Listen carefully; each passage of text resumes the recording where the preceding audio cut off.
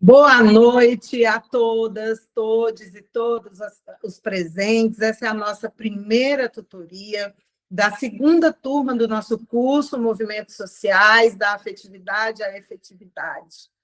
E, como a gente tem dito, esses conteúdos, né, foram trazidos buscando uma fundamentação inteligente, de credibilidade, com muita solidez na argumentação, e a gente traz para esse momento da tutoria a ideia da troca. Então, trazemos sempre pessoas convidadas que podem dividir conosco conhecimentos e também as suas experiências na prática.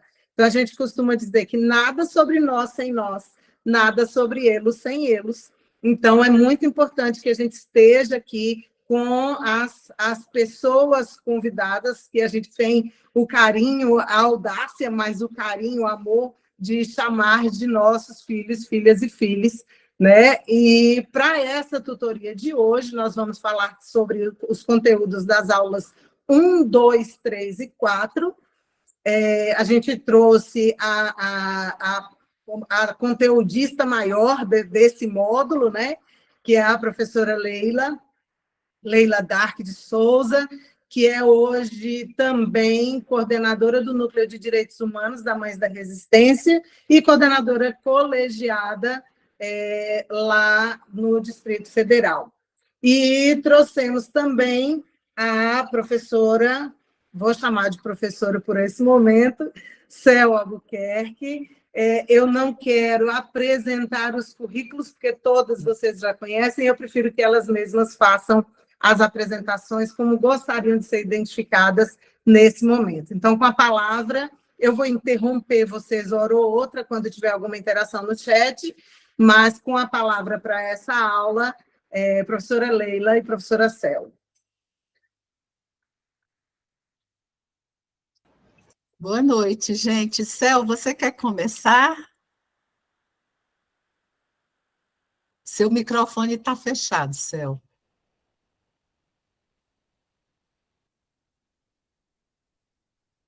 Agora está funcionando, tá, né? Pode começar, viu? Boa noite. Boa noite. Tá, para variar, né, sou daquelas, a Mel sabe, a gente que é professora e militante, a gente começa a falar, não para mais, então pode me interromper na hora que você quiser, viu, Celso, se quiser fazer alguma questão. Então, gente, o conceito, hoje a gente, tudo começa com o conceito de gênero, né? Por quê? Porque é um conceito muito importante na nossa vida, na vida dos nossos filhos, filhas e filhos, muito importante para as mulheres em geral, para a comunidade LGBT, porque antes, não é que antes as pessoas não rompiam com a binaridade, né, antes dos estudos feministas, sempre, desde que a humanidade existe, né, que as pessoas existem na Terra, sempre existiu divergência com o que a gente entendeu historicamente, né, como sendo o sexo. Qual o seu sexo? Homem, mulher, eu sou homem, eu sou mulher, né? É homem, a sociedade entende quem nasceu com um pênis. Aí, só que não é só isso, há todo um conjunto de atribuições. É homem, é forte, tem poder, manda, né? Nessa ideia binária. Mulher, nasceu, aliás, nasceu com uma vagina, é mulher e é frágil, tem que se submeter. Então, além dessa questão de nasceu com pênis, é homem, nasceu com vagina, é mulher, tem todo um conjunto de valores sociais que são atribuídos, junto com o gênero que é atribuído ao sexo anatômico, um conjunto de valores sociais. E a gente entendia que isso era natural. É o biológico, e aí é uma história que a gente vem culturalmente entendendo que que a essência das identidades humanas é uma coisa biológica. E, na verdade, aí vem as feministas, como a John Scott, né, que no seu famoso artigo Gênero, uma categoria útil de análise, ela e tantas outras feministas que começaram a estudar a realidade e ver que não era bem assim, que ser homem e ser mulher é uma questão que é definida por uma cultura, por um tempo histórico, né? A Margaret Mead, por exemplo, ela fez estudos com algumas comunidades africanas e percebeu que em algumas comunidades o que era entendido como atributos femininos, atributos masculinos de força, de racionalidade, em algumas comunidades eram atribuídos à mulher, né? Aquilo de cuidado com a família e tal, que, em geral, nas sociedades ocidentais era entendido como um atributo feminino, e em algumas sociedades era um atributo masculino e não feminino. E aí começou assim a desfiar o novelo, né? Que é a primeira percepção de que o gênero é uma atribuição social, cultural, ao sexo anatômico. A vagina é mulher, é frágil, tem que se submeter. E aí essa definição cultural, que tem por base o sexo anatômico, ela está marcada por relações de poder, né? E a gente sabe muito bem que as relações de poder nas sociedades ocidentais, capitalistas, elas são marcadas pela opressão contra a mulher. Mas não foi assim em todas as sociedades historicamente, né? E isso tem uma variação. Então, esse é o nosso começo de conversa. Desmistificar a ideia de que o sexo anatômico, a biologia, define quem é mulher e o que é a mulher, como a mulher vai se colocar socialmente, né? Então, isso que o gênero ele tem essa atribuição padrão social, o gênero padrão social, que é a cisgeneridade, que quando a pessoa nasce com pênis é chamado de homem e aquela pessoa, aquele grupo de pessoas acata essa determinação. Beleza, sou homem então, mando, tenho poder. É claro que isso aqui é um esquema, e todo que a gente está falando, e todo esquema é menor que a realidade, né? Porque até no ser homem cis existe uma diversidade de configurações e de identidades. Na vida, a gente sabe disso, né? As pessoas que não, nasceu com pênis, mas não se identifica como homem. Essa pessoa é transgênero. E esse transgênero pode ser uma pessoa transgênere, né, binária, que nasceu biologicamente como mulher, mas se identifica como homem, ou vice-versa, nasceu biologicamente como homem, mas se identifica como mulher, ou não binário, que nasceu com qualquer uma das genitálias, mas não se identifica nem com masculino nem com feminino, ou se identifica com os dois, né? Ou vamos dizer assim, como a Letícia Nascimento, né, que é uma transfeminista importante, ela fala assim, né? Ela faz uma comparação, o gênero o masculino e o feminino são como as margens do rio, né? E o rio, ele flui, né? Então, ela fala assim, eu prefiro fluir, prefiro me construir, e há a nossa sociedade hoje, ela traz toda essa diversidade, a transgeneridade é um guarda-chuva que abarca muitas coisas, né? Muitas possibilidades, muitas identidades. Vou dar um tempinho aqui, porque se ninguém me interromper, eu não paro. A Déia levantou a mão. Abra a tua câmera e teu microfone, Queen, e fale conosco. Tudo bom? Isso eu as colegas. Eu até queria fazer um questionamento nessa parte, assim, porque eu fiquei com umas dúvidas que eu anotei, eu não sei se seria a hora agora, mas eu acho que é mais ou menos do que tu estava falando, pode ser, Williams?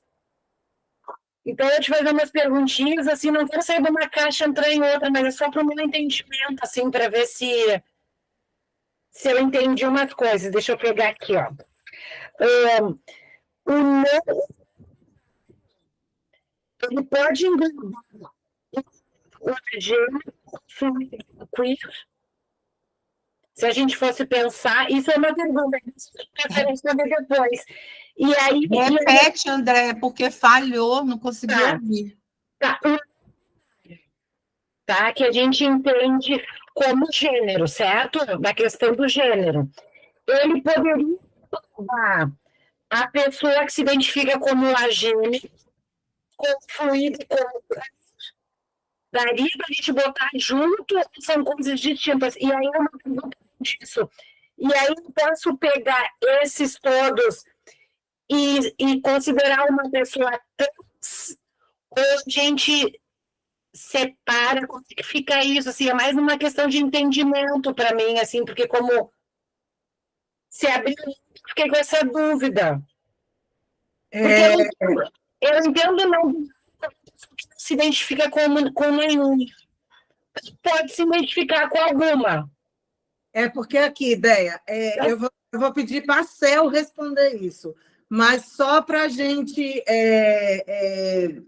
colocar as coisas na caixinha, aqui a gente está falando de sexo biológico e gênero, tá? Sim. A gente não está falando de identidade ou expressão ou sexualidade, tá?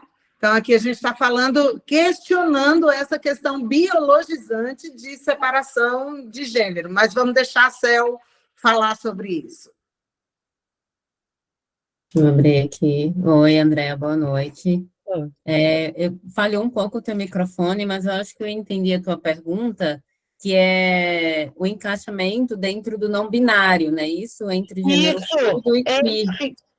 Por que eles não estão também, que eles ficam, que se não se identificam nem com o outro, ou tem que ser, ou o ideal é separar, assim, eu fiquei com essa dúvida.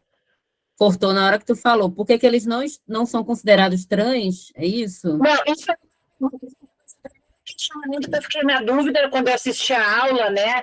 É assim, ó, eu posso colocar dentro do não binário Sim. o gênero, o fluido e o queer? Pode. Dentro do não binário estão o gênero fluido, tá? O agênero, o bigênero, o demi-boy, demi-girl, tá? Também o gênero não conformista, gênero queer, gênero neutro, gênero criado, gênero vago, pangênero, maverick, true e o true spirit. São vários que podem estar dentro do não binário. Eu queria dizer que são não binários, se a gente quisesse facilitar, assim. Isso. E aí cada um tem o seu significado, né? Por um exemplo. O não binário, pessoas que não se identificam exclusivamente como homem e mulher, que podem incluir o gênero fluido, são pessoas cuja identidade muda ao longo do tempo. o agênero, que são pessoas que não se identificam com nenhum gênero, o bigênero, pessoas que se identificam com 2 gêneros, não necessariamente de forma simultânea, o demi-boy e o demi-girl, que são pessoas que se identificam parcialmente como homem ou parcialmente como mulher, o gênero não conformista, que é pessoas que não aderem às expectativas tradicionais de gênero, tem o gênero queer, que é um termo guarda-chuva para a identidade de gênero que não se encaixam nas normas tradicionais de gênero, o neutro, que são pessoas que se identificam como neutro ou sem gênero, o gênero criado, que são pessoas que rejeitam rótulos tradicionais de gênero e criam suas próprias identidades de gênero, o vago, que é o gênero vago, são pessoas cuja identidade de gênero é intencionalmente vaga ou indefinida, tem o pangênero, que são pessoas que se identificam com muitos ou todos os gêneros, o maverick, que é uma identidade de gênero não binária distinta, que não está relacionada à masculinidade, feminilidade ou androgênia, e tem o two spirit, que é um termo usado por algumas culturas indígenas norte-americanas para descrever pessoas que possuem qualidades ou comprimentos de ambos os gêneros ou um terceiro gênero distinto. Tá. Não, perfeito. Então, não binário é algo das coisas que eu achava, por isso eu queria perguntar. E aí eu posso dizer que eles são trans? Não, eles não são trans. O trans é a pessoa que nasce com um sexo e é designada a um gênero. No caso, quem nasce com pênis e é cromossomicamente XY é designado como homem, então essa pessoa cresce e muitas vezes não se identifica com aquele gênero que foi designado masculino. Então, essa pessoa transita para o feminino.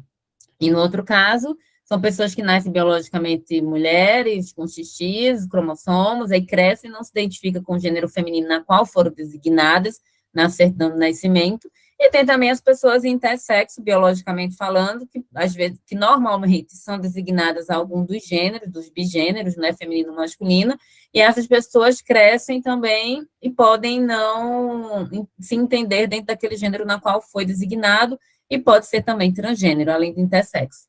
Tá, então, mas o fato do não binário não se identificar nem com o outro não caracteriza ele ser trans, então?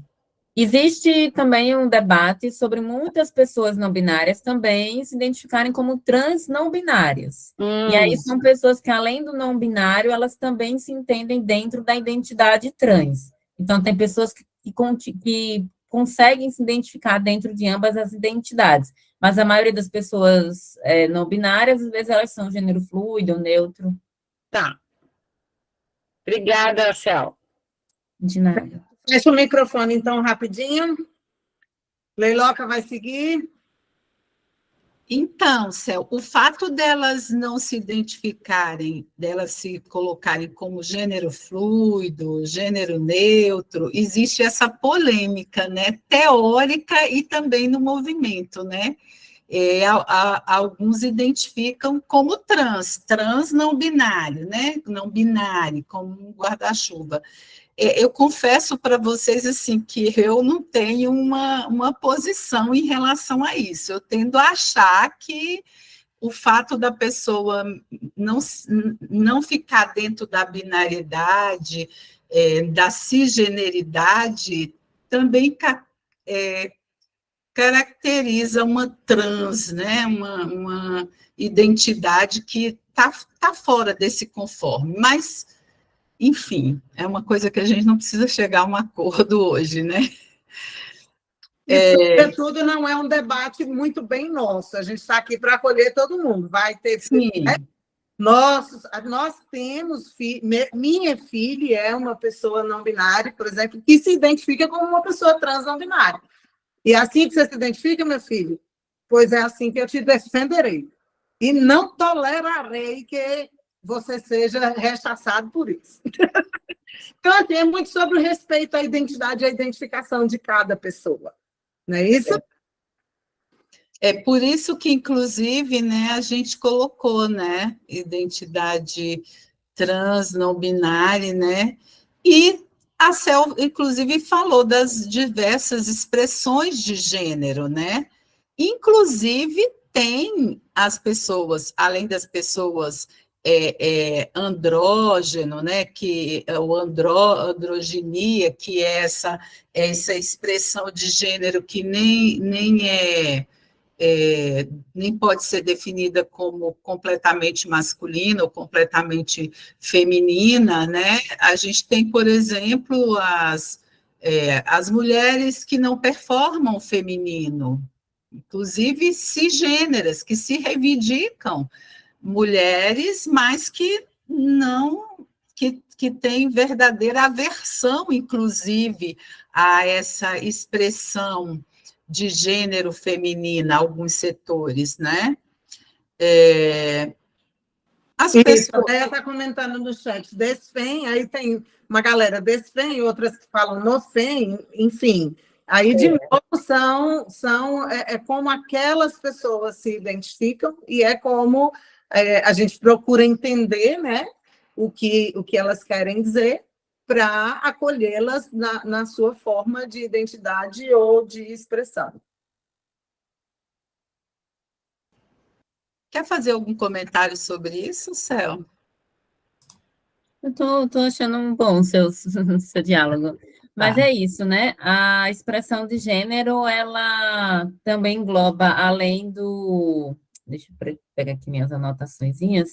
Além do andrógeno, ela apresenta outras expressões, né? Que a transfeminino, né? Que são... Ela traz... Eu tenho um textinho aqui que ela traz algumas coisas bem explicadinhas.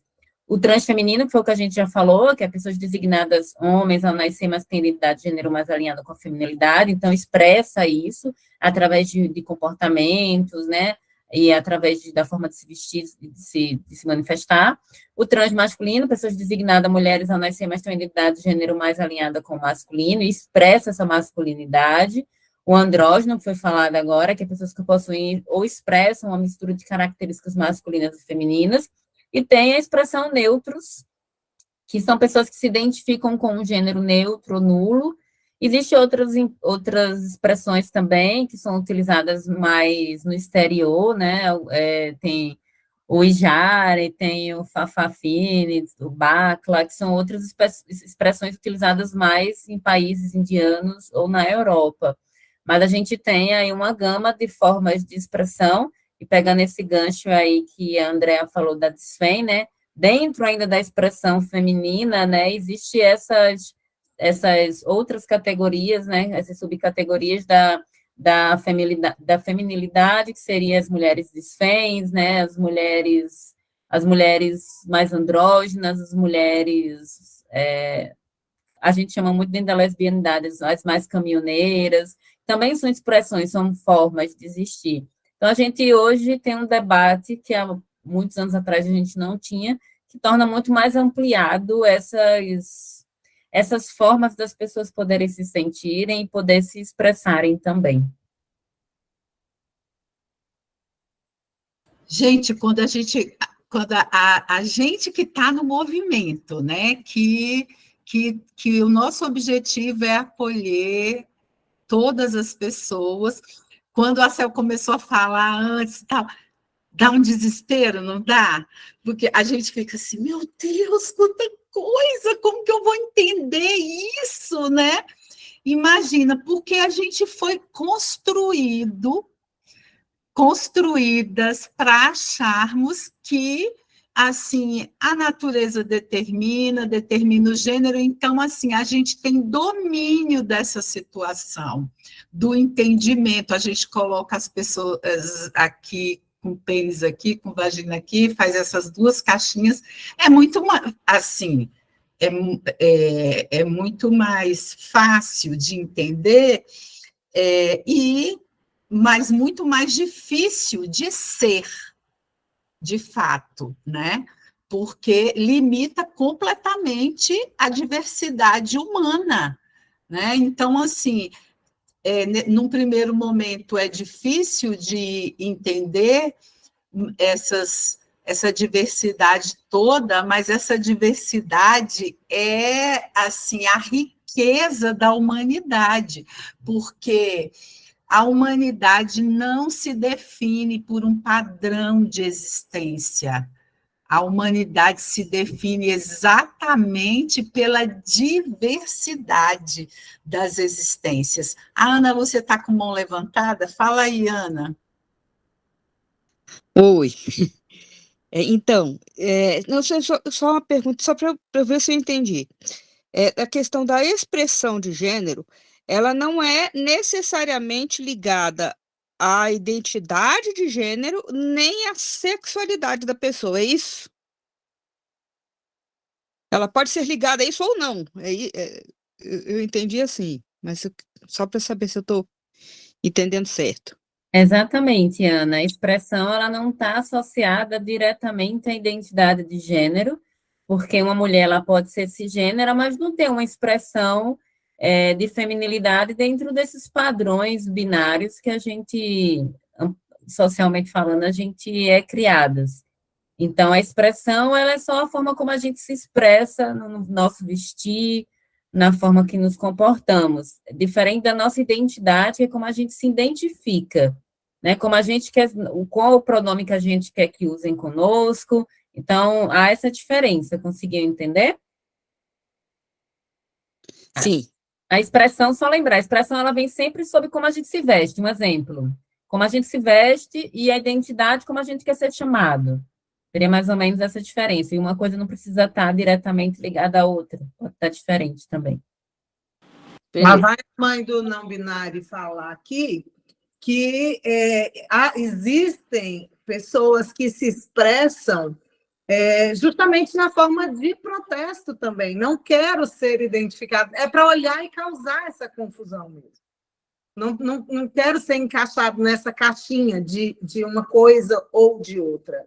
Isso não tem nada a ver, absolutamente nada a ver com sexualidade, né? Aquilo que a gente falou nas 2 primeiras aulas, né? A forma como a pessoa se identifica e quer ser reconhecida e como ela se expressa é sobre ela, né? O seu relacionamento com outra pessoa, seus afetos, seus sentimentos, está num outro lugar, né? Não necessariamente nessa questão da identidade de gênero. Vamos lá para a disforia de gênero, Leiloca. Então, é esse sentimento, né, que a pessoa fica desconfortável, né, desconfortável com o corpo, com a aparência, com a forma como ela é tratada socialmente, que não corresponde à forma como ela se identifica, né? Assim, a disforia é uma questão também complexa, né? Porque algumas pessoas têm disforia, por exemplo, do órgão genital, geralmente a pessoa que é transmasculina ou transfeminina, mas nem sempre. Tem mulheres trans e travestis que não têm disforia do órgão genital, da sua genital masculina, como tem homens trans que também não têm disforia. Tem pessoas que vão sentir mais disforia nas relações sociais, né? Tem pessoas que vão ter muita disforia com a aparência, uma mulher trans sente disforia por causa da barba, ou por ter eu acho que assim, a disforia ela está muito relacionada com essa binaridade social, porque a pessoa tem necessidade de ser identificada com outro gênero e ela está sendo o tempo todo confrontada com isso, né? Fala aí, Céu. Céu, quer comentar um pouquinho sobre essa história da disforia? A disforia de gênero, né, como Leila falou, ela pode acontecer independente da identidade, expressão de gênero, orientação sexual da pessoa. Então, é isso, complementando, vai ter mulheres trans que não têm disforia com o seu genital, mas têm com a sua aparência, por isso que para elas é mais importante ter uma expressão mais feminina, né? É a mesma coisa para homens. Mas a disforia de gênero, assim, pelo que eu venho estudando ao longo do tempo, ela é muito mais presente nas pessoas intersexo, Daqui a pouco a gente vai falar mais profundamente sobre intersexualidade e como as pessoas intersexo, elas são mutiladas para serem encaixadas dentro de caixas entre o feminino e o masculino. Essas pessoas crescem sem entender quem elas são, porque seus corpos foram modificados para se encaixar dentro de um gênero. É diferente das pessoas trans que escolhem essa modificação através de cirurgias. As pessoas de sexo, elas são mutiladas. Então, às vezes, elas têm uma genitália feminizada, elas têm seus ovários retirados, seus testículos retirados, seu pênis arrancado. Então, como que pode crescer uma pessoa sem que ela se entenda dentro... Como é que essa pessoa pode construir uma identidade de gênero, uma expressão de gênero, se desde sempre ela foi modificada para atender a expectativa social dos pais e dos médicos? Então, a disforia de gênero, ela é absolutamente comum, eu acho, e eterna na vida de pessoas intersexo. Eu acho que tem pessoas trans que conseguem passar por esse processo de disforia, né, com a ajuda de hormônios, cirurgias e terapia, mas as pessoas intersexo não conseguem sair desse loop, eu costumo dizer. A Maria levantou a mão. Georgina, abra tua câmera e também para nós, Amora.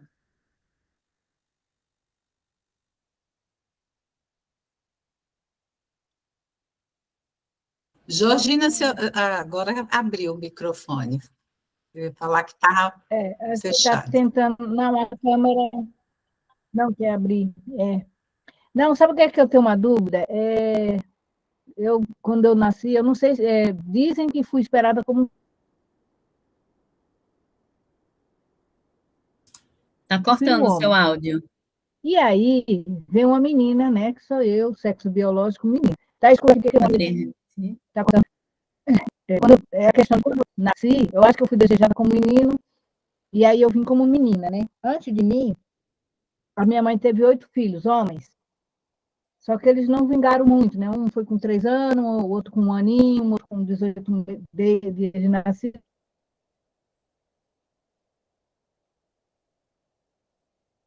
Enfim, eles não passaram... Está cortando bastante, amiga. Os 4 anos vivos. E aí, me chamavam de Mário Jorge, né? Me vestiam como menino, cortavam o cabelo curto. Então, assim, eu não sei se quando eu li a aula, assisti a aula, eu achei que seria isso, né? Uma disforia de gênero, porque, assim, eu me entendo como mulher, né? Mas eu me revoltava porque queriam me transformar num menino. E depois, quando eu fiz 19 anos, pronto, vamos casar. Mas eu nunca fui, na minha fase da minha infância, me vestir como menina, né? Era sempre vestida como menino. Vocês estão me escutando? E acho que não. Conseguiram me escutar? Conseguimos sim. Então, aí...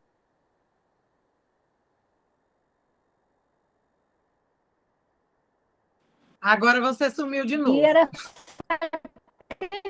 Então, aí eu, assim, na minha pouca sabedoria, né, eu jogava bola de gude, soltava pipa, tanto que eu não queria casar. Eu queria ser livre, ser eu.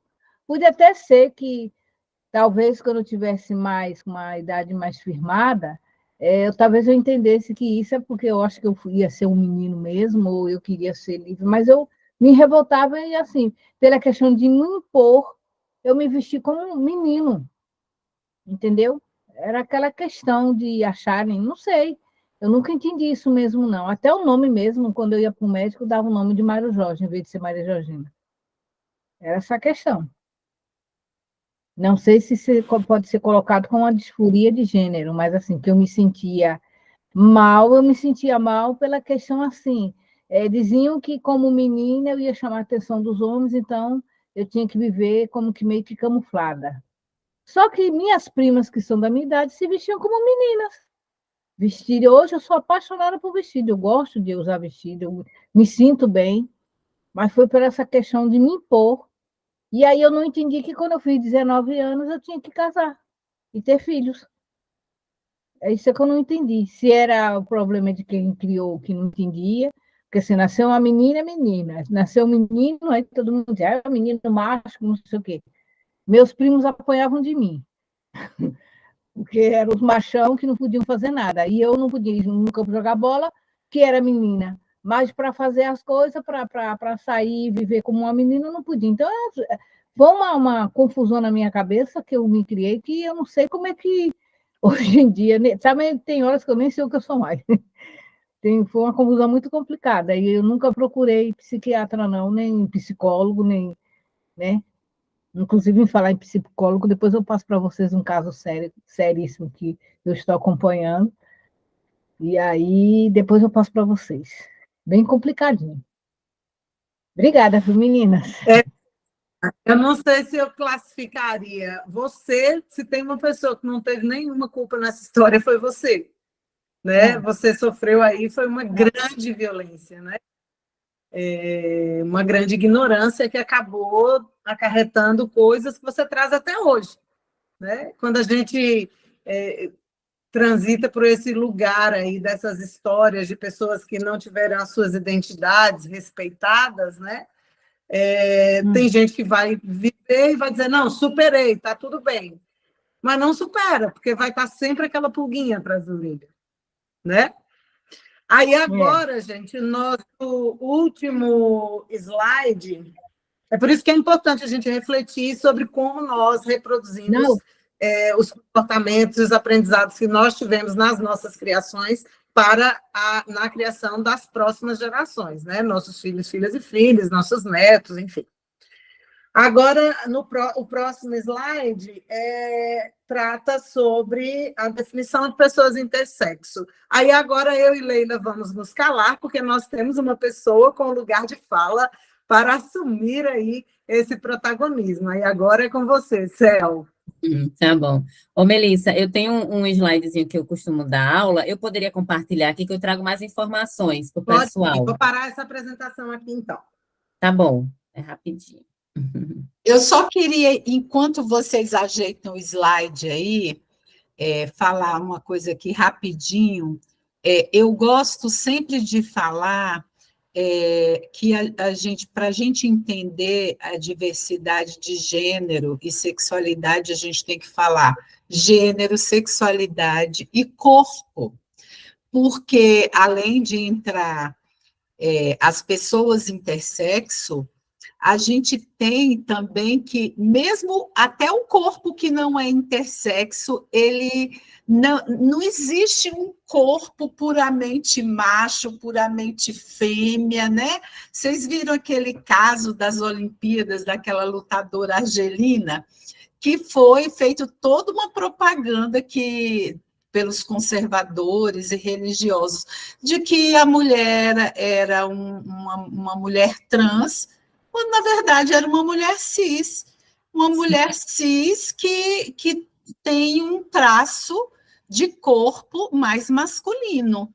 E volta e meia a gente vê isso acontecer, de mulheres cis apanharem na rua por serem lidas como mulheres trans. Quem não conhece uma mulher cis que tem uma característica mais masculina ou um homem cis que tem uma característica mais feminina, um traço, né, mais feminino? Então, essa obsessão da sociedade de botar as pessoas no masculino, no feminino, acaba ignorando a diversidade biológica, inclusive, né? Porque nem a essência biológica pode ser assim definida tão binariamente. Aí a Cel vai falar sobre isso. Exatamente, Leila. E é como eu costumo falar, a transfobia, ela atinge também mulheres cisgêneras, sejam elas biologicamente mulheres, fêmeas, ou sejam elas biologicamente intersexo. Então, a transfobia é uma questão de luta coletiva né, que atinge mulheres de modo geral, como diversos casos a gente vem tendo, né, de agressões a mulheres que não são trans, mas que alguém achou que era e achou que tinha o direito de bater naquela pessoa, mesmo ela sendo trans ou não. Então, é uma questão de luta coletiva. Sobre o tema intersexo, você até falou da lutadora, né, a Imami é uma mulher intersexo, e aí eu vou trazer um pouquinho aqui nesse slide para vocês darem uma compreendida, né? Na definição de intersexo, que intersexo ele refere-se a indivíduos que apresentam variações biológicas no desenvolvimento sexual, não se encaixando estritamente nas características típicas do sexo masculino e feminino. Então, além de uma criança nascer cromossomicamente XY, com pênis, testículos, sistema reprodutor todo masculino, e uma menina nascer cromossomicamente XX, com sistema reprodutor feminino, vagina, vulva, e isso, ela também, as pessoas intersexo, elas podem nascer com características que podem ser de ambos os sexos. Então, ela vai estar sempre ali entre os dois sexos biológicos existentes, que no caso são 3, com o intersexo, né? E aí, em contrapartida, existe uma palavra chamada endossexo. Não sei se vocês já ouviram falar, mas o endossexo ele é utilizado para descrever indivíduos cujas características biológicas são congruentes com as definições tradicionais de macho ou fêmea. Isto é, os que se desenvolvem com características sexuais primárias e secundárias de apenas um sexo. Então, um exemplo, uma mulher que nasceu com todo o sistema reprodutor feminino, vulva, vagina, cromossomo XX, e desenvolveu as suas características primárias, que são essas, e as suas características secundárias, que é a menstruação, o crescimento de mama, tudo direitinho. Essa mulher é uma mulher endossexo, vice-versa para um homem. Mas, se nasce com qualquer característica que seja apresentada ou ao nascimento ou ao decorrer desse nascimento, essa pessoa não é endossexo, essa pessoa é intersexo. Então, intersexo, pessoas que nascem com características não congruentes com o binário macho e fêmea, e endossexo, pessoas que estão congruentes com seu corpo, seu DNA, com tudo, certo? Isso aí ficou direitinho para vocês? Deixa eu passar aqui. Para mim não ficou, não. Eu quero que repete. Eu entendi. Então, como eu gosto de trazer sempre para a gente, porque fica mais fácil da gente, né? Como eu, Melissa, nasci com todas as características primárias do gênero feminino, né? Eu sou uma mulher cis endossexo, é isso? Isso. Uma mulher com sexo biológico fêmea. Você é uma mulher endossexo. Mas se você apresentasse qualquer característica que seja dita como masculina, você seria uma mulher intersexo. Aí já não seria mais endossexo. É importante esse termo, porque às vezes a gente usa muito, por um exemplo, a endoheterocisgeneridade. Aí, entendeu? Se a gente fosse falar, senão a gente falaria intersexo, aí já não tem para isso, mas aí quando a gente quer se referir a alguém, a gente fala intersexo. Mas o endo, ele é bem comum, assim, para algumas coisas serem utilizadas, tá? Valeu o curso todinho, aprendi essa, uhul! Vamos lá. Características biológicas de um corpo intersexo. Corpos intersexos são aqueles que podem apresentar características biológicas femininas e masculinas simultaneamente, como o hermafroditismo verdadeiro, além de outras variações específicas, tais como as variações nos ductos paramesonéficos, que são os ductos de Muller, sistema reprodutor feminino, nos ductos mesonéficos, que são os ductos de Wolff, que é o sistema reprodutor masculino, variações nos genitais, disfunções hormonais, variações gonadais ou mutações cromossômicas. A gente vai ver isso mais mastigadinho.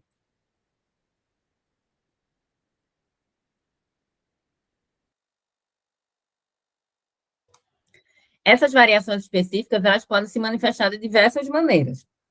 Elas podem vir através do sistema reprodutor feminino, como eu falei, que podem ocorrer ausência, presença ou resquício de formações de ductos de Muller, o que pode levar a várias configurações uterinas, como útero duplo, útero bicorno, útero arqueado, útero aplástico, entre outros. Aí também tem vagina dupla, aplasia de vagina, sem vagina, ou sem útero, ou sem um ovário, ou com 3 ovários, 4 ovários. Então, assim, para deixar muito mastigadinho, que eu costumo falar isso, a endossexualidade, ela é métrica. Quando eu falo métrica, ela é régua mesmo. Então, por um exemplo, existe uma coisa chamada desvio padrão.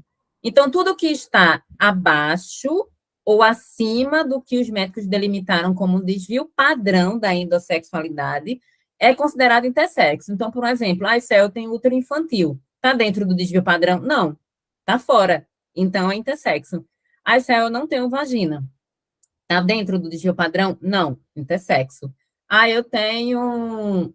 Tá, vou dizer uma coisa aqui. Uma variação intersexo muito comum, que eu vou falar daqui a pouco na parte hormonal, é a síndrome dos ovários policísticos. As mulheres que têm nem sabem que são intersexo, mas são, tá? Vamos dar continuidade que eu vou chegar nessa parte.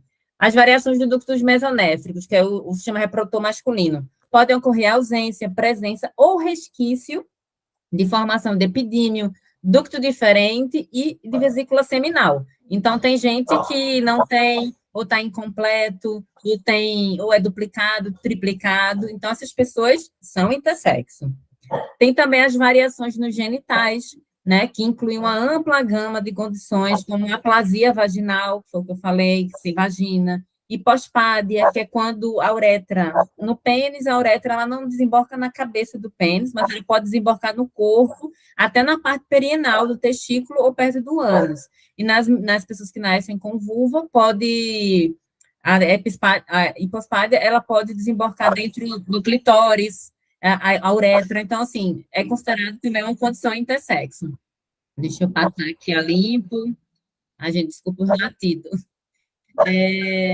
Tem também as disfunções hormonais, que são alterações hormonais que podem levar ao desenvolvimento atípico dos órgãos reprodutivos e características sexuais secundárias. O secundário é aquelas características que a gente desenvolve na adolescência. Crescimento da mama para pessoas com sexo feminino, menstruação, e por aí vai.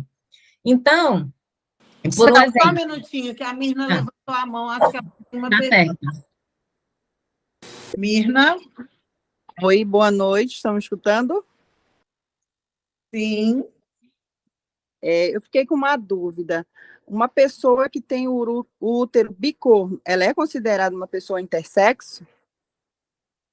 Isso, ela é considerada intersexo porque ela não tem o útero dentro do desvio padrão que os médicos informam que é de tal volume a tal volume, de tal diâmetro a tal diâmetro. Então, se a pessoa não tem essa morfologia do útero ali, daquele formato padrão, se tem algo que é o aplástico ou o bicorno, que são 2, né? Ou então, às vezes, é unilateral, essa pessoa é intersexo, porque ela não tem o útero dentro do padrão considerado para mulheres fêmeas, poderíamos dizer assim. De novo, jogando a balinha que nós estamos falando de identidade, não de sexualidade. Né? A gente está falando de gênero e sexo biológico. Nada a ver com sexualidade. Balinha para quem já sabe disso. Sim, ok. Entendi. Tirou as dúvidas, Mirna? Tirei sim, obrigada. De nada. E aí, dando continuidade, né? Então, assim, por exemplo, excesso de testosterona e outros andrógenos, como é o caso da lutadora de boxe, lembram que ficou falando que ela tinha excesso de testosterona? Existe uma gama de variação biológica intersexo que dá alteração de testosterona de forma natural. E vou dizer um negócio para vocês. Essa alteração, ela é metabolizada de uma forma diferente no corpo. Então, essas mulheres, elas não têm vantagem nenhuma. A minha testosterona, por um exemplo, ela é 3, 4 vezes maior, dependendo do remédio que eu esteja tomando, que não esteja controlando, do que uma mulher endossexo.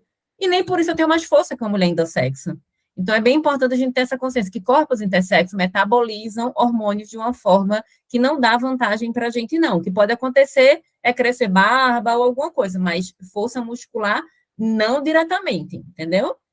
E aí a gente tem também um exemplo, pode ter deficiência na produção de testosterona, então tem pessoas com corpos masculinos que produz uma testosterona baixíssima para um corpo masculino. Então, essa pessoa não tem barba, essa pessoa não tem um pênis no tamanho dentro do desvio padrão, essa pessoa vai ter muito problema para produzir espermatozoide. Então, os hormônios, eles estando acima ou abaixo, eles vão causar uma desregularidade no corpo. Isso é fato. Né? E aí também tem deficiência na produção de TSH, de GH, de ACTH, LH, FSH, hiperfuncionamento nas adrenais, entre outras.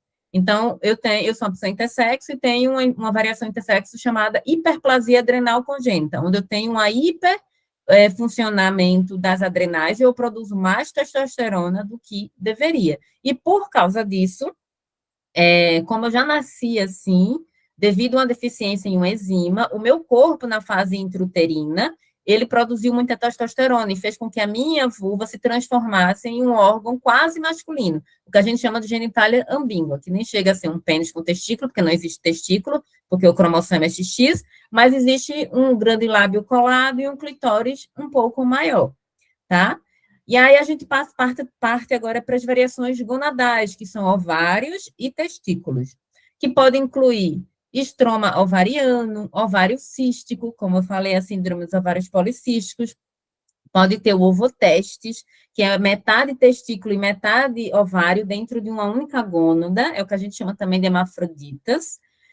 Tem testículos retráteis, são meninos onde os testículos não desceram e não vão descer, porque eles foram formados na parte ou ingual, ou então abdominal, pélvica, né? Tem também testículos não descidos, ou ausência de um ou dois testículos na bolsa escrotal, hipogonadismo, que o hipogonadismo é a falência do testículo ou a falência do ovário. Então, a falência quer dizer que essas duas gônadas não vão produzir o hormônio necessário para ovular e nem a produção de espermatozoide. O hipogonadismo é muito comum, muito comum. Tem a ausência ou duplicação de uma ou mais gônadas, entre outras. Então, como eu falei, ou um testículo, ou um ovário, ou 3 ou 4. A Melissa levantou a mãozinha. Porque eu fico querendo ficar igual às pessoas. Eu interromper, acho feio quando é para eu mesma perguntar. Você usou o termo hermafroditismo. Aí me preocupa se é cabível para designar uma determinada mutação, ou sei lá qual é o termo que dá isso, né? Mas não generalizando para a pessoa intersexo, é isso? Eu queria só entender. Exatamente. O hermafrodita verdadeiro, ou ovotestes, como a gente chama, ele é apenas uma variação intersexo de mais de 150 que existe. Antigamente, eles pegavam o hermafrodita como um guarda-chuva para todas as outras variações, mas é errado. Até porque, no caso, a gente só tem um tipo de hermafrodita, né, que às vezes eles se subdividem em algumas categorias, mas a gente não pode dizer que a pessoa intersexo, todas elas são hermafroditas, não pode, porque o hermafrodita, ele não é utilizado para relacionar, assim, como um guarda-chuva para todos os humanos. Alguns animais são, porque alguns animais, eles são, parece que dioicos, e aí eles produzem mais de 2 tipos de gametas, que óvulos ou espermatozoides. O ser humano só produz um. Então, a gente não pode dizer assim que vamos englobar todo mundo como hermafrodita. Não, porque existem pessoas intersexo que produzem só óvulo, e pessoas intersexo só produzem espermatozoide. Então, a gente normalmente fala que é só uma variação intersexo, que pode vir como, Céu? Ela pode vir do ovotestes, metade ovário, metade testículo. Ela pode vir com sistema reprodutor masculino e sistema reprodutor feminino junto, só que ambos mal desenvolvidos. Pode vir com... É muito raro, mas tem pênis, testículo com vulva e vagina. É o mais raro de todos. Eu acho que é um a cada não sei quantos milhões. E por aí vai. São subcategorias dentro da hermafrodita, mas ele é uma variação entre tantas outras, viu? E agora a gente vai falar das mutações cromossômicas. As mutações cromossômicas, elas podem resultar em diferentes configurações, como monossomia, que é quando um cromossomo ele está ausente, por um exemplo, a pessoa só tem um X, que é a síndrome de Turner, só é um X essa pessoa. E por ela ter essa ausência de um X, ela não desenvolve as características primárias como uma pessoa endossexo. Ela vai ter um útero mais infantil, ela vai ter um hipogonadismo, que é a falência dos ovários. Então, a ausência ou a duplicidade, triplicidade de um cromossomo, gente, causa um caos no sistema reprodutor nessa construção, né, do sistema reprodutor da gente. Então, também tem a polissomia, que é mais de 2 conjuntos completos de cromossomo. Então, no lugar da gente ter um XX ou XY, a gente tem aí um XXXX, um 4X ou 6X, ou 4X e um Y, e por aí vai. A gente tem a trissomia, que é um cromossomo extra. No caso, a gente teria um XXY, aí esse X, tem um X a mais, no caso, seria um homem XY, mas ele tem um X a mais, e aí causa várias coisas também de malformação. Tem a tetrassomia, que são 2 cromossomos extras. Tem o mosaico, que é a presença de diferentes linhagens celulares com diferentes composições cromossômicas. Então, o mosaico é mais ou menos assim, um XX, e aí no outro cromossomo ele tem outra dupla. Então, às vezes, se a pessoa, um exemplo, não sei se vocês já viram fotos de cromossomo, mas o X, ele é uma perninha grande, e o Y é uma perninha pequena. No caso do mosaico, às vezes vem 2 pernas grandes e uma pequena, às vezes ou vem 2 grandes e 2 pequenas, que aí faz XY, ou 2 grandes, ou 3 grandes e uma pequena, e por aí vai. Mutação cromossômica, elas são as formas de intersexualidade mais complexas que existem, porque ter um adicional de um cromossomo ou ter a ausência dele causa malformação esquelética, causa muita polidactia, que é aquele um dedo a mais, causa deformidades faciais, causa hipogonadismo de cara, a maioria dessas pessoas são inférteis, causa malformação, às vezes, no genital também. Então, agora, tem casos muito raros que não tem. Eu acompanho uma criança que ela é 46XX, 46XY, e pelo incrível que pareça, o corpo dela desenvolveu só para o feminino. Então, ela tem vulva, ela tem sistema reprodutor feminino, e aí eu fiquei assim de cara, porque eu nunca tinha visto um caso onde não há malformação. Então, são raros os casos, porém, os médicos já aconselharam essa mãe que no futuro ela pode ter hipogonadismo, que é essa falência ovariana. Então, sempre vai ter uma coisinha aqui ou ali. Então, ter mutação cromossômica é certo que vai ter algum problema, seja na primária ou seja na secundária. Vocês entenderam direitinho essa parte? Pronto, continuando, já que ninguém se pronunciou. Essas variações biológicas, elas podem ocorrer durante o desenvolvimento embrionário, como eu falei, feito o meu caso, né, na fase intrauterina. Na puberdade, por um exemplo, a menina não menstruou. E aí, o que é que ela tem? Aí vai investigar, e aí quando vai fazer uma ultrassom, não tem útero e nem ovário. E aí é quando se descobre que essa pessoa, às vezes, cromossomicamente é XY, por exemplo. E aí ela pode ser também na fase adulta, às vezes às vezes a mulher quer engravidar, não consegue, ou o homem quer também, não consegue, e aí vai fazer exames, descobre que não tem uma baixa produção de esperma, tem uma baixa produção de óvulos, ou tem algum problema no útero e nunca descobriu, e por aí vai. Então, é muito comum. E podem resultar em uma ampla gama de apresentações físicas e funcionais, como eu falei, né? E a diversidade das manifestações intersexo torna essencial uma abordagem inclusiva e atualizada que compreenda a complexidade dessas condições e evite estigmatização e preconceito. Como eu falei anteriormente, as pessoas intersexo, elas sofrem preconceitos de todas as formas que vocês imaginam e não imaginam. Então, nascer intersexo é um desafio, inclusive, de sobrevivência, porque muitos médicos indicam que esses pais abordem essas crianças ainda na gestação. Então, nesse contexto, é de suma importância a utilização de linguagem adequada e respeitosa ao descrever pessoas intersexo, evitando termos pejorativos e considerando as preferências individuais de autoidentificação. Assim como uma pessoa endossexo, também a gente tem que ter essa sensibilidade de como o outro quer ser tratado, né, e como ele se autoidentifica. A atualização e enquadramento nesse trabalho, né, foi para mostrar, para contribuir à abordagem mais sensível, inclusive cientificamente fundamentada, a discutir e compreender variações sexuais biológicas. Eu trouxe também outro slide rapidinho para a gente ver, deixa eu ver se esse aqui eu terminei esse, para falar um pouquinho de alguns marcos históricos, mas antes eu queria falar o quê?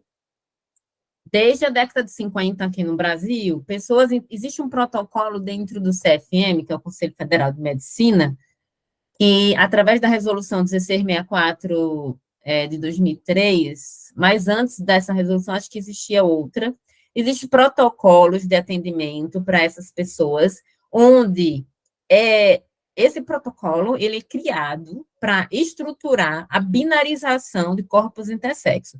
Então, uma pessoa intersexo, quando ela nasce, ela destoa, né? Ela quebra esse binário, né? Ela mostra para a sociedade, opa, que não existe só macho e fêmea, existem as pessoas intersexo e que elas vão crescer, elas podem ter um direito como ser humano de crescer, ter sua identidade de gênero, sua expressão e sua orientação.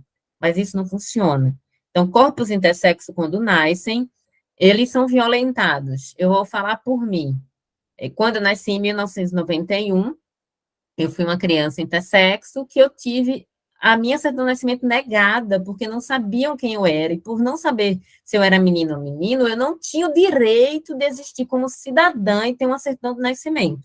Eu fiquei 6 meses sem certidão de nascimento, esperando um teste de cariótipo, que é o teste de DNA, que mostra nossos cromossomos, para que vissem que cromossomo eu sou, para que os médicos escolhessem, junto com meu núcleo familiar, o que eu tinha que ser. Eu acho isso, assim, sobrenatural, porque eu fiquei sem assistência médica, a minha condição intersexo, ela poderia me levar à morte devido à minha deficiência nas adrenais. Então, assim, hoje os médicos, eles já estão no teste do pezinho, inclusive já descobrem algumas variações intersexo, e as crianças não precisam esperar tanto tempo até o teste de cariótipo. Mas, assim que essa criança nasce, e os médicos veem, por um exemplo, nasceu com genitália ambígua, vamos ver o cromossomo e o sistema reprodutor, porque a partir daí a gente define se essa pessoa vai ser menina. Nasceu com pênis, ou nasceu com genitália ambíguo, mas é cromossomicamente XY, e tem o sistema reprodutor masculino. Opa, vamos registrar como menino. Então, eles veem a quantidade de características para definir um corpo em que gênero, mas essa pessoa não tem gênero, na verdade, ninguém nasce com gênero, né? O gênero a gente constrói porque é um construto social, né? E aí, essas pessoas intersexo, elas são enquadradas dentro de um binário para que elas sejam mutiladas e esse enquadramento, ele seja completado. Então, assim, se a gente nasce com a genitália ambígua e XX, vamos fazer uma vulva e uma vagina. Só que essa cirurgia, ela não traz benefício nenhum, em hipótese alguma, nem aqui, nem em outro planeta. É uma cirurgia que ela danifica todo o sistema genital daquela criança, que vai se tornar um adulto frustrado. Ela causa uma disforia de gênero eterna, ela causa dor, incontinência urinária, infecções, perda de sensibilidade, assim, nossa, por mais de quase 100%. São crianças que vão crescer, vão se tornar adolescentes com estenose, fibroses, perda de lubrificação, perda de sensibilidade. E essas genitálias, elas são construídas não para o benefício daquela criança, mas, como alguns artigos até que eu já li de médicos, que diziam assim, essas cirurgias são realizadas para evitar tendências transexuais e homossexuais nessas crianças.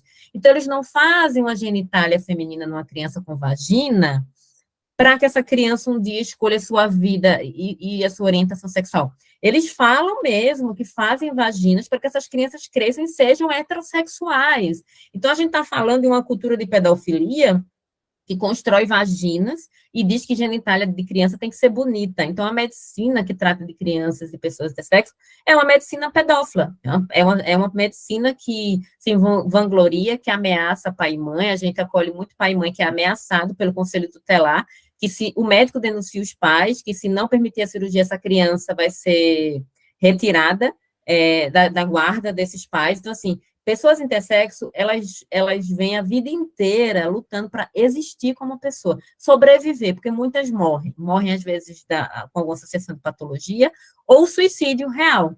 Então, essas pessoas intersexo, quando chegam na adolescência, elas continuam sendo abusadas, ou elas passam por outras mutilações, ou elas são expostas para residentes médicos fotografarem, tocarem no corpo, elas são abusadas, estupradas sexualmente dentro de consultórios, com penetrações vaginais e anais, sem consentimento, porque o médico quer medir aqui ou ali. Então, são pessoas que são fotografadas, são pessoas que são expostas, são pessoas que são violentadas psicologicamente. Então, Eu digo que o movimento intersexo, ele não tem paz. É um movimento que luta há décadas para existir como pessoa. A gente só quer crescer com o nosso sistema genital e reprodutor sem que haja interferência social, sem que haja interferência parental, porque não é pai e mãe que escolhe o que aquela criança vai ser quando crescer. E é muito comum que muita gente faça uma cirurgia para uma genitália ambígua para uma vagina e vulva, e essa criança se torne um homem trans. E aí, como é que fica?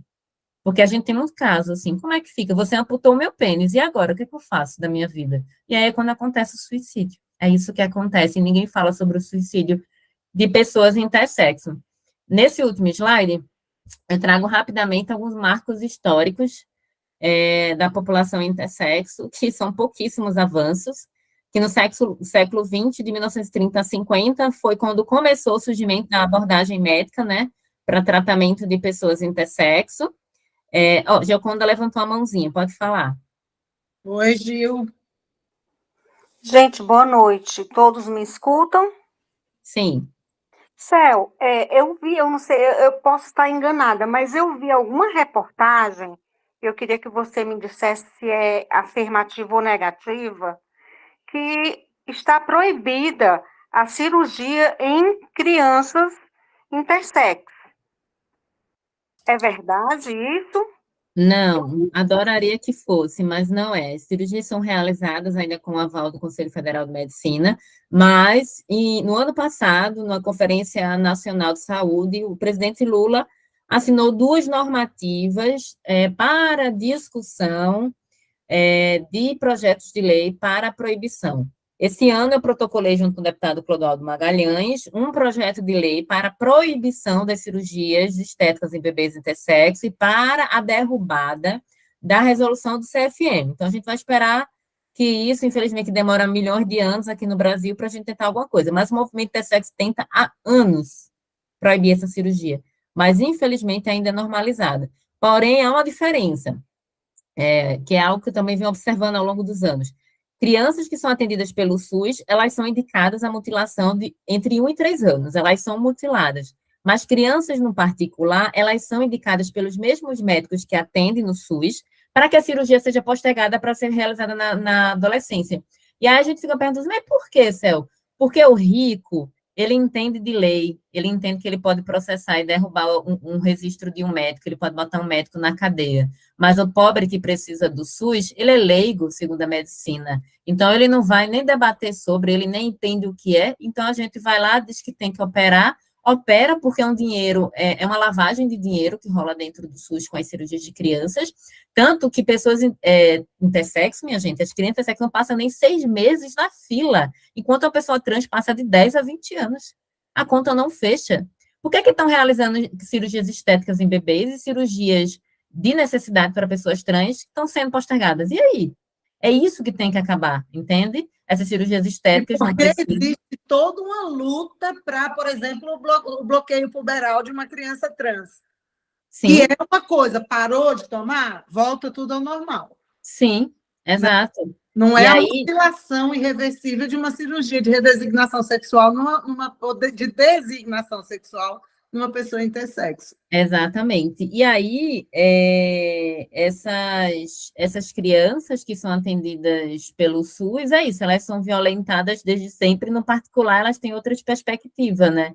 E a gente, quando fala assim que cirurgia estética, existem casos de cirurgias que são necessárias para a reconstrução do sistema básico, que é urinar e defecar de uma criança, que são casos onde a uretra nasce aberta, a criança nasce sem anos, mas esses casos a gente realmente indica cirurgia, mas não para cunho estético, cunho de recuperação de saúde. Mas a cirurgia para uma genitália ambígua da criança urina normalmente é apenas de cunho estético. Então, para mim, é uma violência que acontece todos os dias.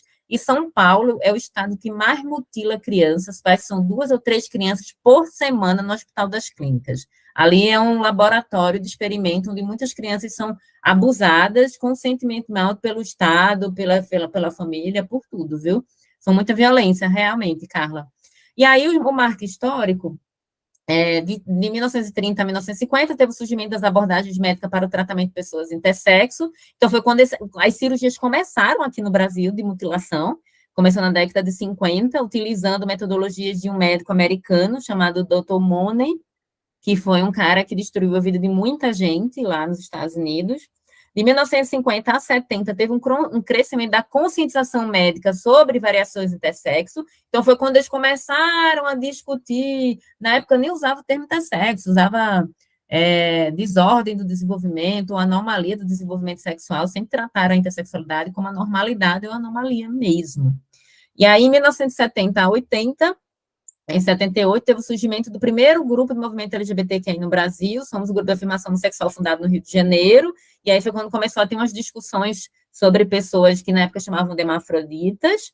Em 80, teve a realização do primeiro encontro brasileiro de homossexuais, em 13 de junho, na escadaria do Teatro Municipal de São Paulo, e aí eu estou trazendo também não só da pauta de sexo, mas de outras. Na década de 90, a Organização Mundial da Saúde deixou de classificar a homossexualidade como patologia, né, atendendo reivindicações feitas por anos pelo movimento LGBT. Então, aí, ainda na década de 90, as pessoas intersexo eram tratadas ainda como patologia. Na verdade, são tratadas até hoje como patologia, infelizmente. Em 1990, a sigla inicial do movimento LGBTQIA+, que era antes da GLS, né, que englobava gays, lésbicas, simpatizantes, ganhou força. Isso representou um passo, portanto, para a conscientização e representação das pessoas intersexo na sociedade. Final da década de 90, o movimento como Associação Brasileira de Lésbicas, Gays, Bissexuais, Travestis, Transsexuais e Intersexo começaram a trabalhar para a sensibilização da sociedade, pressionar por políticas inclusivas e apoiar as vítimas de violências e discriminação. Deixa eu passar aqui rapidinho. Nos anos 2000, a gente teve, em 2003, a fundação da Organização Intersexo Internacional, pioneirismo no ativismo intersexo. Então, foi em 2003 que o ativismo intersexo, ele começou a ter uma organização para representar eles no mundo. Então, a OIU foi a primeira que abriu a escala para que outros países também fossem aderindo. Em 2003, veio o Dia Internacional da Visibilidade Intersexo, que foi instituída, né, a data, 26 de outubro, foi escolhida em alusão à primeira manifestação pública de pessoas intersexo, que ocorreu nesse dia, em 1996, na cidade de Boston, nos Estados Unidos, durante a Conferência da Academia Americana de Pediatria. Então, essa discussão já vinha de 96, mas em 2003 ela se consolidou. Em 2006, veio a Conferência de Consenso de Chicago sobre a gestão de distúrbios, aqui, quando eles trazem, a gestão de distúrbio do desenvolvimento sexual. A gente já chama de diferença do desenvolvimento sexual hoje em dia. Essa conferência recomendou o uso da nomenclatura diferença do desenvolvimento sexual em vez da antiga classificação dos estados intersexuais. Deixa eu passar aqui.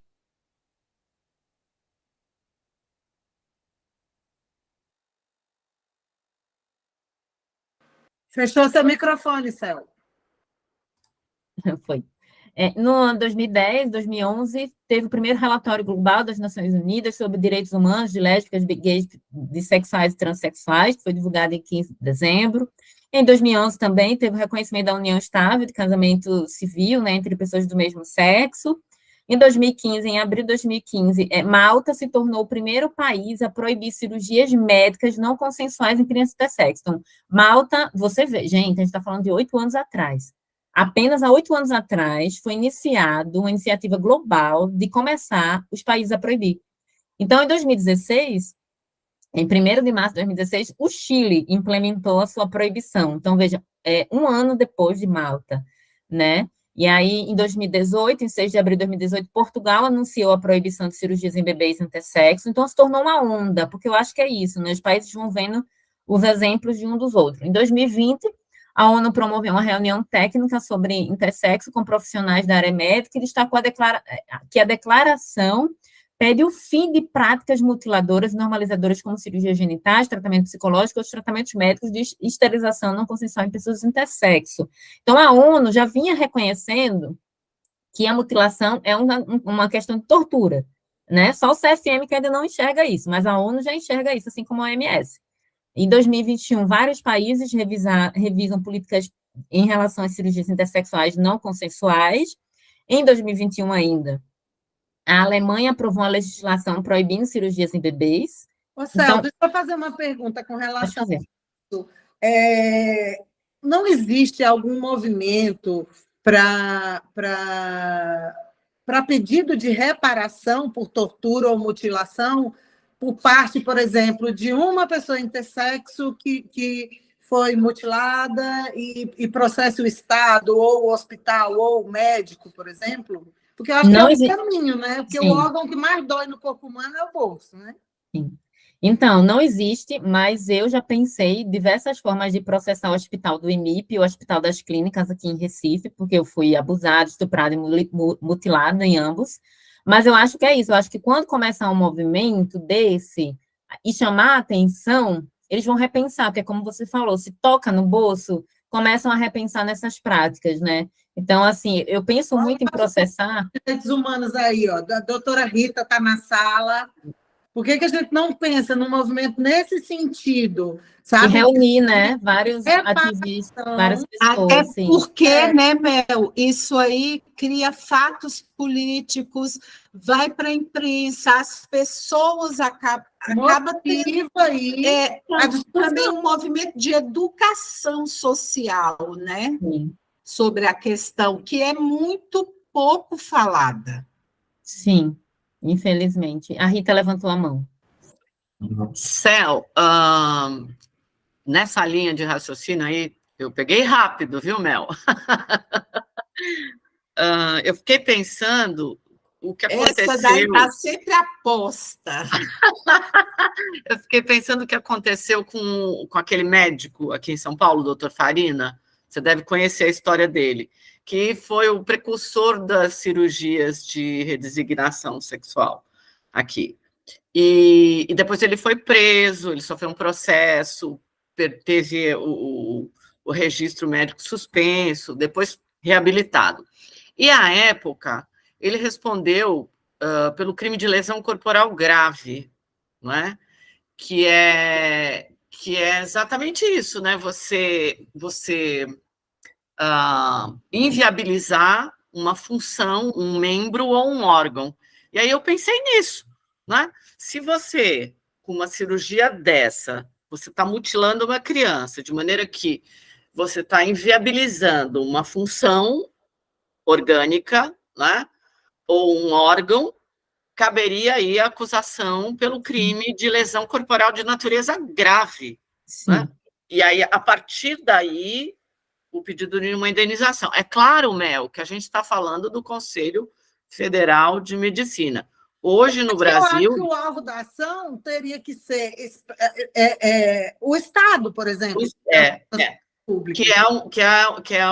Quem mantém o hospital. Exatamente. Né? Então, é muito mais fácil ganhar uma ação, vai dar, o CRM vai entrar menos aí, com menos gás em cima disso, entende? Eu acho isso bem possível. Não, mas eu também não tenho medo de CRM, não, né, gente? É só que a gente tem que lembrar que é o órgão mais... Desses de órgãos de classe, hoje é o mais anacrônico que existe. É o mais lobista. Bolsonarista. Aí você vai ligar com o lobby do tamanho do mundo, do CRM, porque mexe com um monte de gente, entende? Então, acho mais fácil quando o alvo é o Estado, por conta do lobby que é menor. Aí... Sim. Eu acho que não cai, por exemplo, no caso de prescrição, porque as crianças não têm como optar, né? Não. Então, Céu, eu acho que, né, depois, Leila, você, a gente pode conversar sobre essa tese, o desenvolvimento dessa tese, porque eu me lembrei rapidamente do caso desse médico. Depois eu vou até procurar e mando para a Leila, ela compartilha com você. É um caso que ficou muito conhecido. Ele chegou a ser preso, teve o registro cassado, depois ele foi reabilitado. E ele usava essa expressão pseudo-hermafrodita. Porque, na verdade, as cirurgias que ele fazia eram cirurgias, muito mais cirurgias de pessoas intersexo do que de transexuais. Né? Depois ele começou a fazer de transexuais também. Estudei na faculdade na década de 80, gente, faz muito tempo. Mas aí eu compartilho com a Leila e a gente pensa realmente nessa tese, tá bom? Acho muito importante, sim, porque enquanto a gente não lesar o Estado vai continuar mutilando e destruindo a vida de pessoas intersexo. Exato, enquanto a Então, gente não fizer também um grande barulho para que isso ganhe, a imprensa, por exemplo, que desconhece, porque eu também desconhecia, né? Então eu imagino que muita gente desconheça, eu acho que aí ganha força, né? Sim, exatamente. E aí, dando continuidade aqui, para a gente acabar, em 2021, o Conselho Nacional de Justiça foi quando autorizou que crianças intersexo fossem registradas como sexo indefinido, sexo ignorado, na verdade, porque antes, foi como eu falei, as crianças ficavam sem registro, sem DNV, sem registro. E aí, o certo seria essas crianças serem registradas como intersexo. E aí, por causa de algum problema que teve dentro do CNJ, não houve... não houve, eu acho que um acordo, de certa forma, foi colocado o sexo ignorado. Hoje, o que a gente tem de efeito, né, de 2021 para cá, é que o sexo ignorado, ele está ajudando pai e mães a não decidirem inicialmente pela cirurgia. Então, tem alguns pais que estão realmente deixando para que as cirurgias sejam realizadas na adolescência. Então, está trazendo um impacto, de certa forma, um pouco positivo, né? Em 2022, o Conselho Federal de Psicologia publicou a resolução que estabelece regras na atuação de profissionais de psicologias em relações de bissexualidade, mais orientações não homossexuais, né? E aí teve também em 2023 propostas para o fim das cirurgias em bebês intersexo, que foram aprovadas no Conselho, na Conferência Nacional de Saúde, como eu falei, e foram assinadas pelo presidente Lula. Em 2023 também é sancionado o Dia da Conscientização contra a Mutilação Infantil, na data de 26 de setembro, o nascimento do bebê Jacob, que é um bebê da Thaís Emília, da Abray, um bebê bem conhecido também na história dele, por ser um bebê intersexo, e foi protocolado como Dia Nacional contra a Mutilação Genital Infantil pela deputada Duda Salabete. E aí, em 2024, eu me tornei a primeira pessoa do mundo a conseguir a retificação da minha certidão de nascimento com o termo intersexo, então, a partir disso, eu abri portas para que pessoas intersexo, pais de crianças intersexo, também pudessem optar pelo registro não de sexo ignorado, mas de sexo intersexo, né? Então, é algo que já está gerando algumas políticas públicas bem importantes. Em 2024, o CFP, que é algo que vai, agora em dezembro vai sair a normativa de vez, publicou a aprovação de uma minuta de resolução, que a ementa, ela estabelece normas de atuação para profissionais da categoria em relação às pessoas intersexo, assegurando uma abordagem ética e informada que respeite a dignidade e a diversidade humana. Teve alguém que levantou a mão, não foi? Foi a Carla, e eu estou tentando faz não sei quantas horas aqui, achar as palminhas para bater aqui, os coraçãozinhos, mas não rolou, viu? Mas palminhas e coraçãozinhos, Céu. Carla. Gente, cadê ela? Vai falar? Não falou, né? Não. Deixa eu apresentar. Esse é um livro, que foi um livro que eu escrevi com a Thaís Emília, que é a da Abraia, Dione Freitas, que é uma ativista também intersexo, e é um livro que eu recomendo para leitura. Tem ele digital, tem ele à venda físico, é um livro, que foi um estudo que Thaís Emília começou com Dione, e eu concluí. Então, foi um livro onde eu achei um novo achado histórico, que antes a ONU, desde 2017, dizia que só existia 1,7% de pessoas intersexo no mundo. E nesse estudo eu encontrei 11%, e também consegui catalogar 150 variações, onde eu falo sobre as características, como que é o diagnóstico, o tratamento, eu trago tudo muito, muito mastigadinho, mesmo sendo um livro mais científico. Então, é um livro assim, que quem tem curiosidade de estudar sobre, eu recomendo bastante. Deixa eu interromper aqui. A Rita está com a mão levantada. A gente já está passando 4 minutos do horário da nossa aula. Eu, por mim, ficaria aqui até amanhã de manhã, mas não vai rolar. Não, é rápido. É só para dizer, se é o que eu tenho livro, eu quero seu autógrafo agora. Agora eu posso dizer, a minha professora é autora do livro. Gente, porque eu conheci a mãe do Jacob no lançamento, na Comissão de Diversidade de Gênero Sexual aqui da OAB de São Paulo. Mas eu não tinha nem ideia que eu ia te conhecer. Olha que legal. Bárbara. Mundo pequeno. Gente, então, Céu, eu queria te pedir para você me mandar o link para adquirir o livro, para jogar no grupo, para que todas as pessoas possam ter acesso. E queria agradecer demais, demais, demais pela sua participação e falar para você que, assim, essa sua participação me deu vontade de fazer um curso específico sobre gênero e sexo biológico, para a gente poder estudar sobre vários outros aspectos. E tem em nós, Mães da Resistência, grandes aliadas. Eu acho que aqui, para além de todo o conhecimento que todas nós podemos ter, né, nessa tutoria de hoje, a gente sai daqui com um gostinho de achamos outro lugar para fazer ativismo, outra forma de fazer ativismo. E é isso que nos move, né? Essa luta constante por um mundo mais justo, mais tolerante, mais respeitoso, né? Menos quadrado do que esse que nós vivemos hoje. Talvez não seja este o mundo que nós vamos conseguir experimentar, mas estamos trabalhando para deixar um mundo para que outras gerações tenham sobre, né, olhares diferentes. Senão a gente ainda estaria lá no tempo das cavernas, né? A gente ainda estaria apenas num código binário de existência, e não é isso que nos move, né? Então, eu queria agradecer demais e dizer a vocês, pessoas, que a gente vai tentar marcar para a próxima quarta, porque na quinta já tem uma tutoria marcada, aí a gente vai tentar marcar para a próxima quarta, Leiloca, uma para a gente discutir a sexualidade, porque a gente ficou lá no gênero, né? No sexo, mas é impossível não beber tudo isso que a Cel passou para a gente aqui. Então, foi um momento maravilhoso. Eu vou comprar o livro, um monte de coisa. Quando eu pesquisei, era mais de 40 tipos de intersexualidade. Ela traz 150, gente. Então, assim, é fundamental. Eu vim para dar aula e assistir aula. Gratidão. Todo mundo, ninguém sabe tudo, ninguém sabe nada, todo mundo sabe alguma coisa, e é só nessa troca que a gente constrói mais conhecimento e outras pontes que nos levam a outros lugares. Então, gratidão, gente, a todas, todos e todes, e a gente vai tentar agitar a próxima tutoria para a quarta, na quinta tem outra tutoria, tá bom? Obrigada Beijo! também, gente. Um beijo. Foi um prazer. Tchau, tchau.